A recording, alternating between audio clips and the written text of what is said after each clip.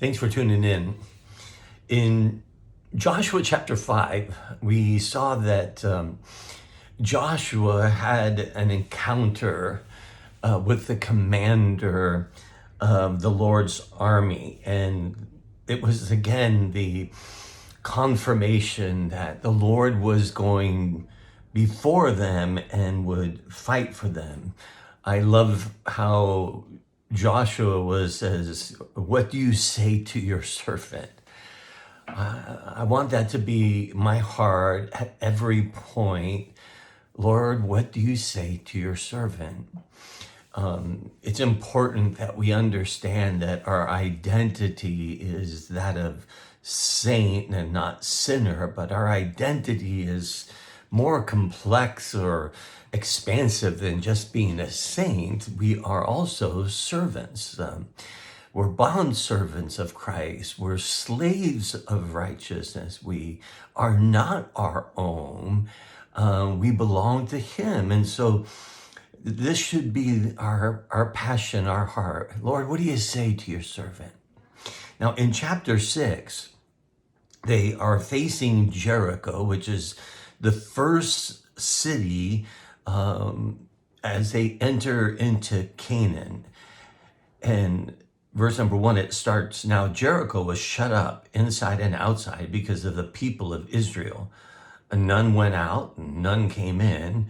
And the Lord said to Joshua, see, I have given Jericho into your hand, and with its king and mighty men of valor. You shall march around the city, all the men of war going around the city once. Then you shall do for 6 days. 7 priests shall bear 7 trumpets of ram horns before the ark. On the 7th day you shall march around the city 7 times, and the priests shall blow the trumpets. And when they make a long blow of trumpets, and when they make a long blast with the ram's horns, when you hear the sound of the trumpet, then all the people shall shout with a great shout, and the wall of the city will fall down." Now, he lays out what is the battle plan. Now, none of this battle plans would, make sense on a strictly human logic level. You mean priests are going to go with ram's horns in front of the ark, and the army's going to walk around, and they're going to do this once a day, and then on the 7th day, they're going to walk around 7 times, and when the great blast of the horn goes, everyone will shout, and the walls will fall down. Well, I've tried to picture it in my mind. I wonder if people in Jericho, though they were filled with fear, seeing the armies go around, did it build more and more fear? Or on the 7th day, did they start mocking the people from the walls? I'm not sure. But it reminds us that the way God works doesn't always make sense to us. They were facing a walled city, and God said, I'm going to give it to you. And here's the plan. Will you follow it? Even if it doesn't make sense to you? Will you obey?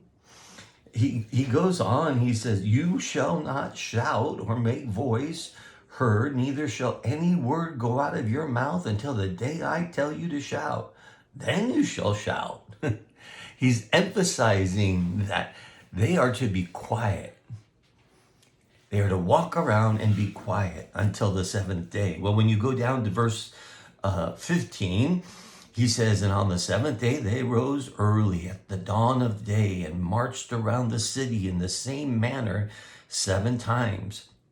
It was only on that day that they marched around the city 7 times. And on the 7th time, when the priest had blown the trumpets, Joshua said to the people, shout, for the Lord has given you the city, and the city and all that is within it shall be devoted to the Lord for destruction. Only Rahab the prostitute and all who are with her in her house shall live, because she hid the messengers who were sent. But you keep yourselves from the things devoted to destruction, lest when you have devoted them, you take any of the devoted things and make the camp of Israel a thing of destruction and bring trouble upon it. But all the silver and gold and every vessel of bronze and iron are holy to the Lord. They shall go into the treasury of the Lord. So the people shouted, and the trumpets were blown. As soon as the people heard the sound of the trumpet, the people shouted a great shout, and the wall fell down flat. You see, it wasn't the accumulated voice power of the people, but the very power of God being manifest as they followed in obedience to what God had laid out before them. He says, now, this city and all of its belongings are devoted to destruction, and all of the gold, silver, bronze, iron, they belong to God. They are sacred. Don't keep it. Don't go after it. Don't bring destruction upon Israel.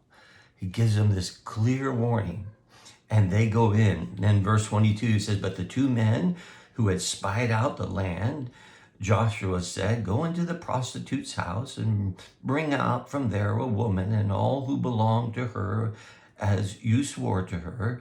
So the young men who had been spies went in and brought out Rahab and her father and mother and brothers and all who belonged to her. And they brought all her relatives and put them outside the camp of Israel. And they burned the city with fire and everything in it. Only the silver and gold and the vessels of bronze and iron they put into the treasury house of the Lord. But Rahab the prostitute and her father's household and all who belonged to her, Joshua saved alive. And she has lived in Israel to this day because she hid the messengers whom Joshua sent out to Jericho. And Joshua laid an oath on that time, saying, cursed before the Lord be the man who raises up and rebuilds the city of Jericho. And so the Lord was with Joshua, and his fame was in all of the land. Well, we had seen in Rahab, and it's amazing, is that Rahab is integrated into Israel and is in this line of David, and how God uses people from all kind of broken backgrounds to accomplish his will. And there's many lessons for us to learn. I think, we realize that as we walk in a new covenant faith, that our lives are going to face many challenges. And what is God asks us to do sometimes may seem absolutely impossible. When I talk to people and say, here's the Lord, he's saying, love your enemies, bless them who curse you, and pray for them who spitefully use you. We say, oh, that's impossible. But he says, it's impossible. We follow God. We live in a responsive relationship to his indwelling presence, even when it seems impossible, or what he asks of us seems beyond our own ability. Think about it. Moses, he spoke to God as a friend and one face to face, and now Joshua hears from God and gives these instructions to the nations.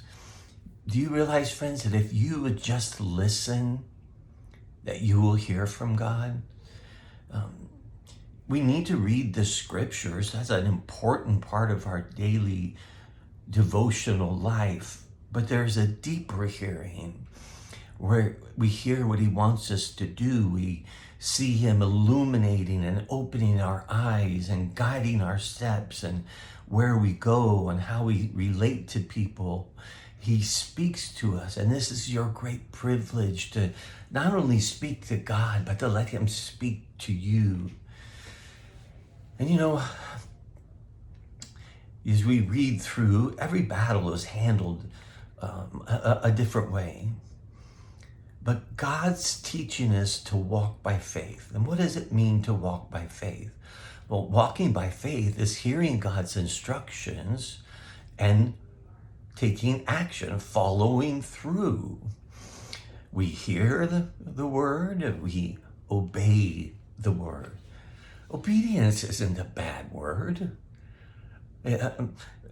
Sometimes when we discover the grace of God after being in a legalistic environment, we're afraid of obedience. But what God desires for us is our best. And so we shouldn't be just simply trying to obey a man or what a religious sect wants. We should be hearing God and walking in faith and knowing that he will always fulfill all of his promises. It may not be the day we receive the promise, but it will be fulfilled, and we can trust him. He works on our behalf. He fights on our behalf.